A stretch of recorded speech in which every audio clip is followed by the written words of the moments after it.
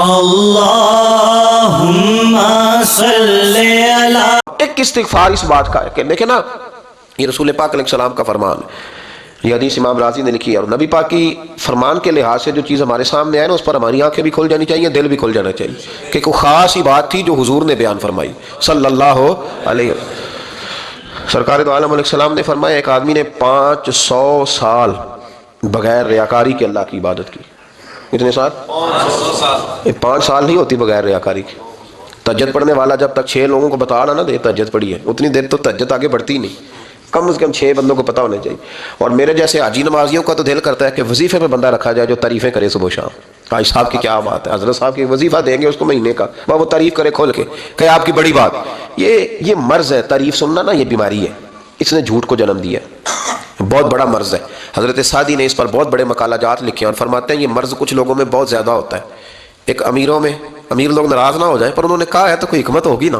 امیروں میں تعریف سننے کا مرض بہت زیادہ ہوتا ہے. فرماتے ہیں کہ بادشاہوں میں اور تیسرا عورتوں میں، ان میں یہ بیماری بہت زیادہ ہوتی ہے. کوئی تعریف نہ کرے تو خود اپنی کرنی شروع کر دیتے ہیں، خود ہی کہہ دیتے ہیں کہ کیا بات ہے، میرے ابا جی تے وہ تے 100 حال چل رہا سی تے 150 بندہ ٹکر کر ابا جی چھڈ تو دس تیرے کنے چل دے، تیرے کو کتنے بندے روٹی کھانے، اپنی بات کرنا. اقبال کہتے تھے تو وہ آبا تمہارے ہی مگر تم کیا ہو، ہاتھ پہ ہاتھ درے منتظر فردا. ابا جی کی دادا جی کے چھوڑ، اپنی کر، ہمیں تو تیرا پتہ ہے، تو اپنی بات کر. تیرے اندر بھی کوئی چیز ہے کہ نہیں؟ ابا دادا تو سب کے بڑے، حضرت آدم کی اولاد ہے تو حضرت آدم نبی تھے، تو باپ دادا تو سب کے بڑے بڑے ہی ہیں.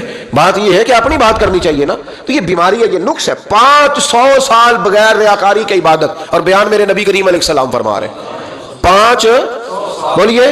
یہ بہت بڑا مسئلہ ہے، دکھاوا نہ ہو، ریاکاری نہ ہو. ہم مجالس میں جاتے ہیں نا جناب، محافل میں تو لسٹ ملتی ہے، یہ چوہدری صاحب نے صدارت ہے، انہوں نے خصوصی تعاون کیا ہے، تو یہ فلانے صاحب ہے تو ان کا بھی نام لینا ہے. تو میں کبھی کبھی کہہ دیتا ہوں کہ یار آپ نے تو کہا تھا یہ نبی پاک کی تعریف کی محفل ہے، اور یہاں آپ نے لسٹ لگا دی ہے پوری تعریف کرنے والوں کی. کچھ ضروری ہے کسی کا نام لینا اور اس کا جناب ذکر کرنا اور اشتہار پہ اس کی فوٹو آنا؟ یہ کوئی ضروری ہے؟ ویسے بھی کوئی اچھا لگتا ہے کہ نبی پاک کے نام کی محفل اور میں کہوں میں صدارت کر رہا ہوں؟ ڈرنا چاہیے نا مجھے اللہ تعالیٰ. حضور کی محفل اور میری صدارت، اس پر کبھی غور کریں. اگر کوئی راہ طریقت کا مسافر ہوگا تو تڑپ جائے گا کہ نبی پاک کے نام کی محفل اور سرپرستی ایک ایسے آدمی کی جس کو وضو تک نہیں کرنا آتا. چھ معنی دار ہے، وہ دھندا ہے معاذ اللہ تعالیٰ، جس کا جو دل کرے وہ کرتا جائے. 500 سال بغیر ریاکاری کی عبادت کی. 500 سال بڑا مشکل ہوتا ہے. حضور فرماتے ہیں یہی بندہ جب اللہ کے حضور کھڑا کیا جائے گا تو رب کریم اس سے کہے گا کہ چلو اس کو میرے فضل سے جنت میں لے جاؤ. تو عرض کرے گا مالک فضل تو ٹھیک ہے پر 500 سال لگائے ہیں میں نے. 500 وہ مولوی صاحب میری طرح کے بیچارے جو امام مسجد ہوتے ہیں نا، تو وہ بھی کہتے ہیں جب میں آیا تھا تو 30 بچے تھے مسجد میں، اب 80 ہو گئے.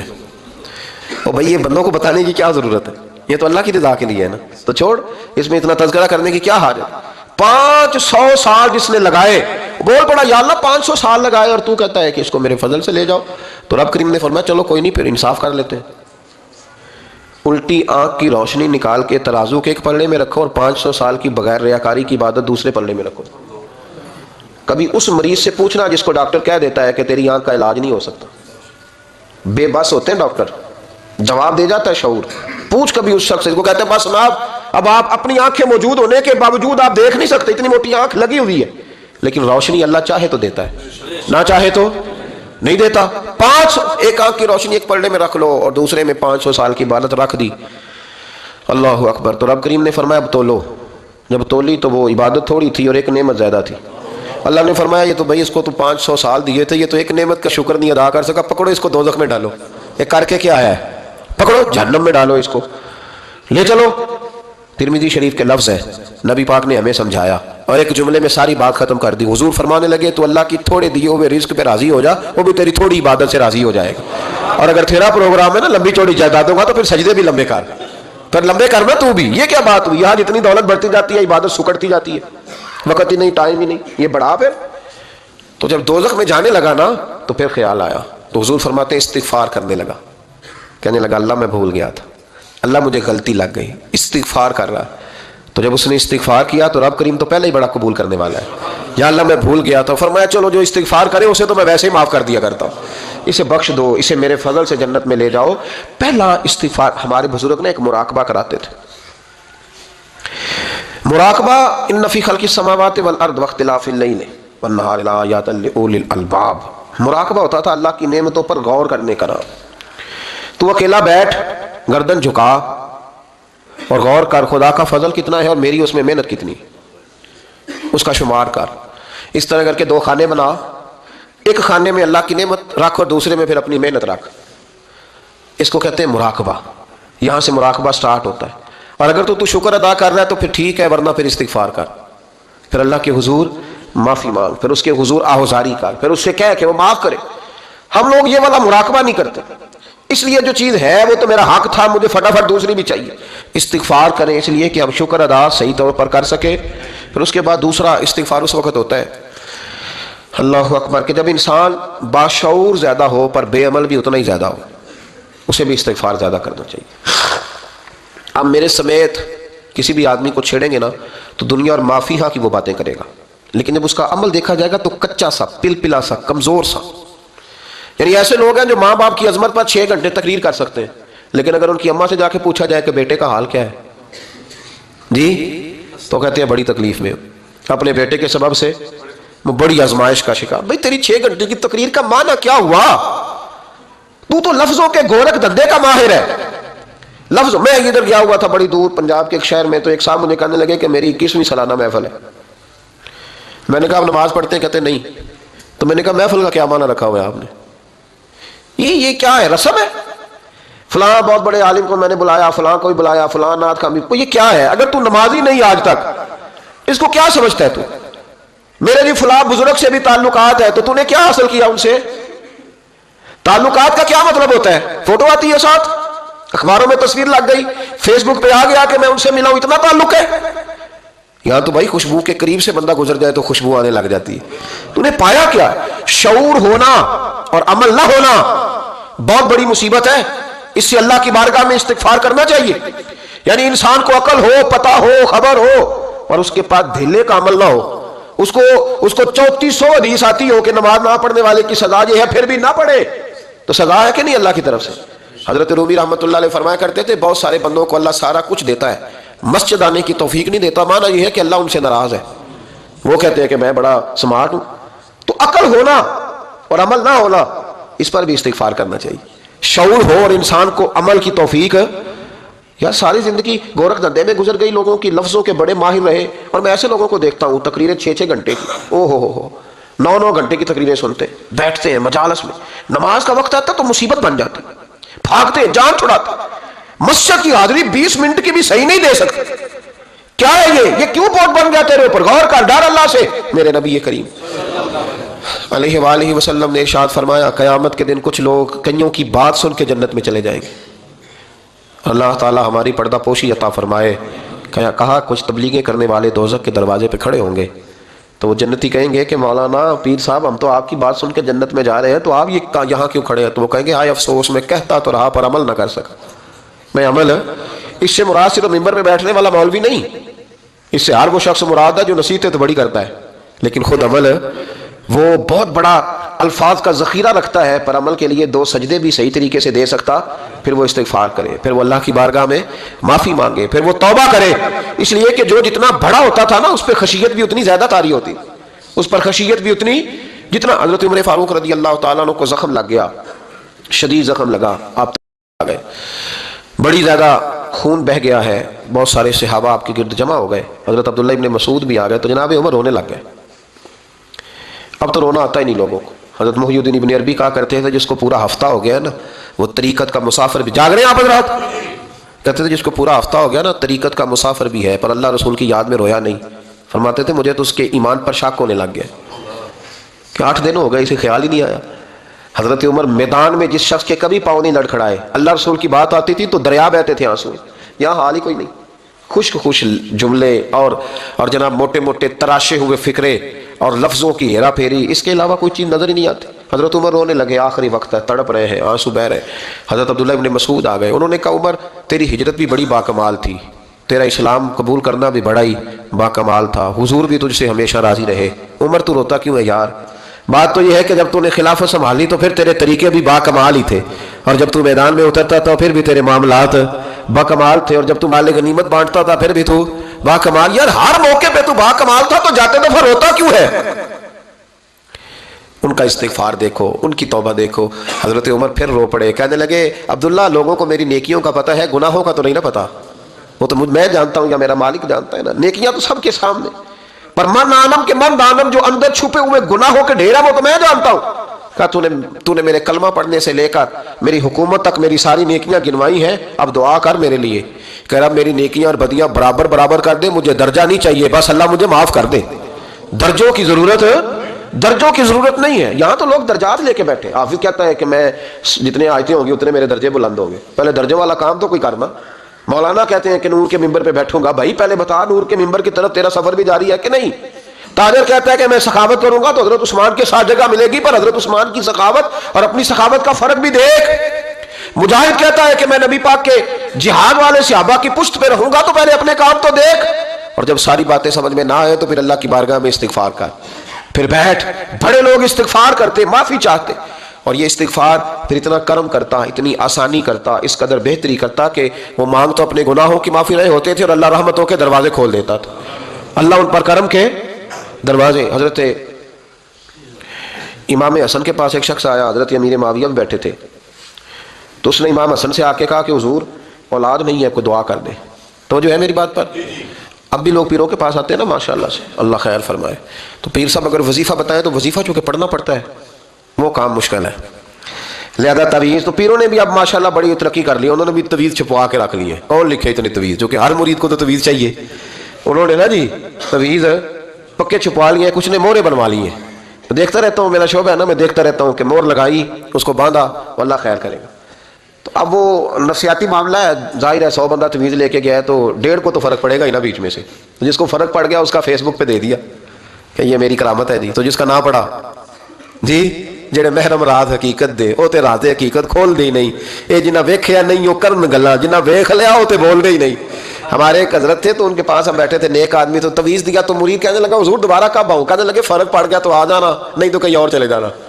اس لیے کہ شیخ عبدالعزیز دباغ رحمۃ اللہ علیہ کے ایک مرید نے کہیں تنقید کر دی تھوڑی سی، یہ لفظ بس نا بہت بڑے ہیں، ان کی میں تشریح نہیں کروں گا، جتنے جملے اتنی بات کر کے بیت جاؤں گا، ان کی تشریح نہیں ہو سکتی، یہ ان کی توضیح نہیں ہو سکتی، کچھ تفصیل نہیں ان کی ہو سکتی، یہ جملے بڑے، میں کوئی تشریح نہیں کروں گا۔ اس نے کہا کہ حضور فلاں فلاں فلاں فلاں جگہ مجھے پریشانی ہے آپ کے حوالے سے، تو آپ فرمانے لگے میں نے کون سا باندھا ہوا ہے، نہیں سمجھ میں بات آتی تو کہیں اور چلا جا، باندھ کے رکھا نہیں، دروازے کھلے ہوئے ہیں، کہیں اور چلا جا، ختم ہو گئی بات، تنقید کرنے کی ضرورت چھٹی۔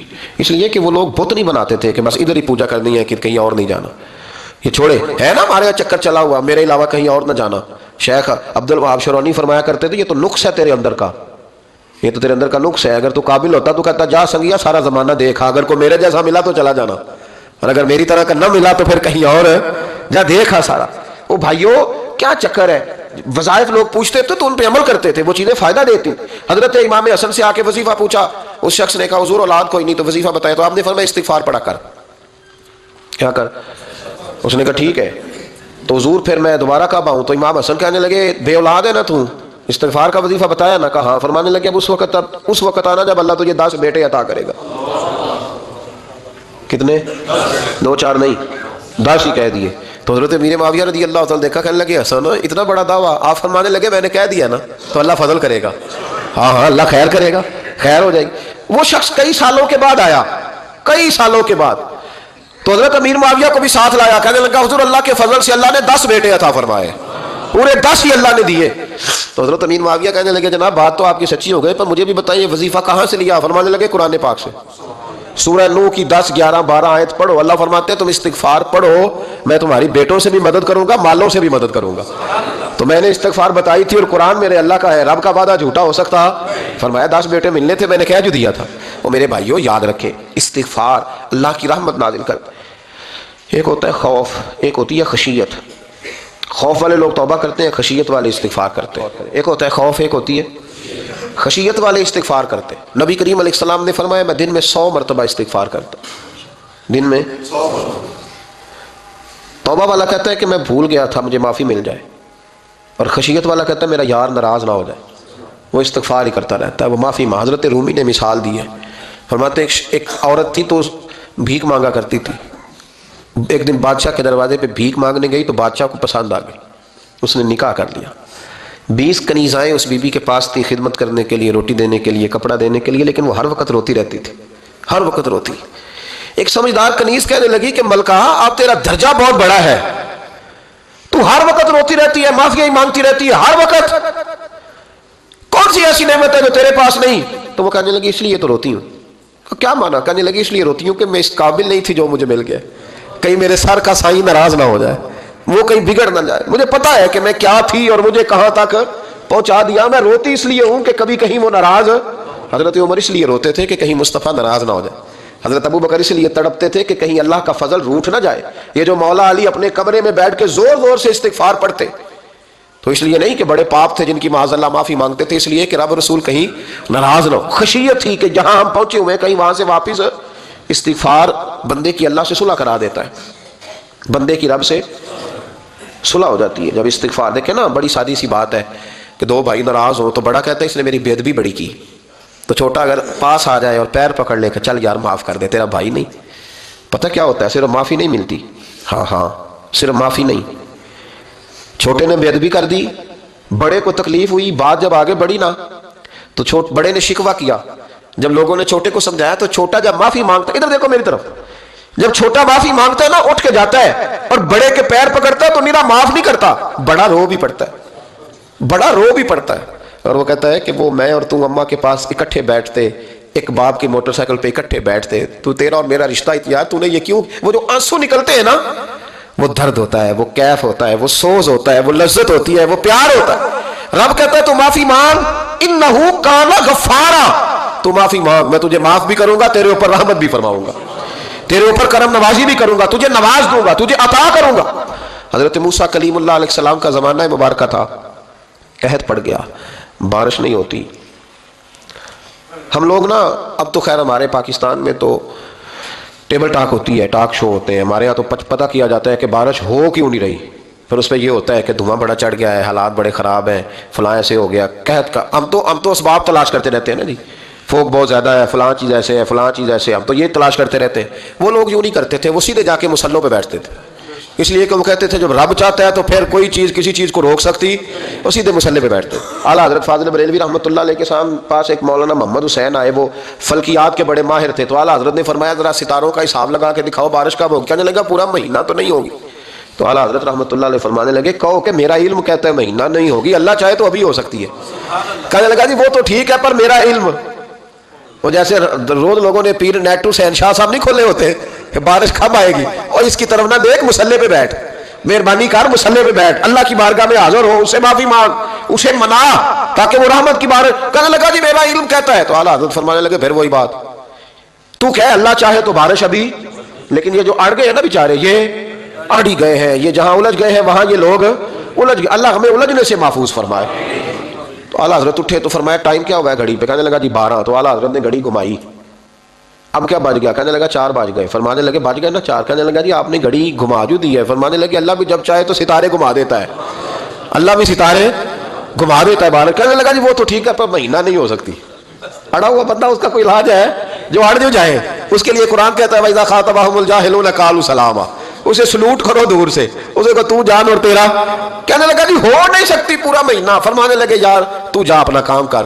وہ شخص کہتا ہے میں نے دروازہ کھولا اعلیٰ حضرت کا، کمرے سے باہر نکلا تو تیز بارش ہو رہی، واپس آیا تو میں نے کہا احمد رضا یہ عقیدہ کہاں سے لیا ہے؟ فرمایا دروازہ مصطفیٰ سے لیا ہے صلی اللہ علیہ وسلم۔ تو یاد رکھیں کہ اللہ کو منانا چاہیے، استغفار کرنا چاہیے، اس کی برکات۔ حضرت موسیٰ ساری قوم کو لے کے نکل گئے، آؤ بھائی میدان میں اللہ کی بارگاہ میں استغفار کریں اور بارش کا سوال کریں، بارش مانگے۔